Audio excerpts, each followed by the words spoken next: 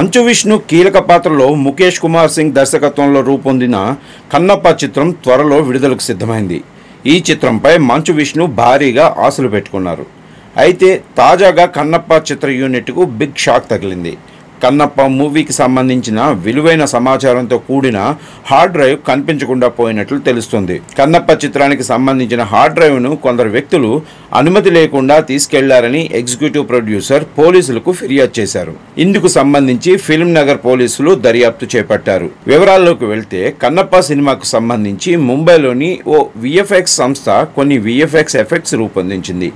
అందుకు సంబంధించిన డేటాతో కూడిన హార్డ్ డిస్క్ను టీటీడీసీ కొరియర్లో ఫిల్మ్ నగర్లోని 24 ఫ్రేమ్స్ ఫ్యాక్టరీ ప్రైవేట్ లిమిటెడ్ కార్యాలయంలో పనిచేస్తున్న కాంతి అనే వ్యక్తి పేరుతో పంపించారు. డిటిడిసి డెలివరీ రికార్డుల ప్రకారం పార్సిల్ ఈ నెల 25న కార్యాలయానికి చేరుకుంది. అయితే ఆ సమయంలో కాంతి అందుబాటులో లేకపోవడంతో దాన్ని డెలివరీ తీసుకున్న ఆఫీస్ బాయ్ రఘు అదే ఆఫీసులో పనిచేస్తున్న చరిత అనే ఉద్యోగికి అప్పగించినట్లుగా తెలుస్తోంది. అయితే మరోవైపు హార్డ్ డిస్క్ తమకు చేరలేదని కాంతి డిటిడిసి ప్రతినిధులను సంప్రదించారు. కొరియర్ డెలివరీ అయ్యిందని డిటిడిసి ప్రతినిధులు తెలిపారు. అయితే ఇదే విషయమై రఘును ప్రశ్నించగా తాను హార్డ్ డిస్క్ ను చరితకిచ్చినట్లుగా చెప్పినట్లు తెలుస్తోంది. అయితే అప్పటి వరకు చరిత అందుబాటులో లేకుండా పోయిందని తెలుస్తుంది.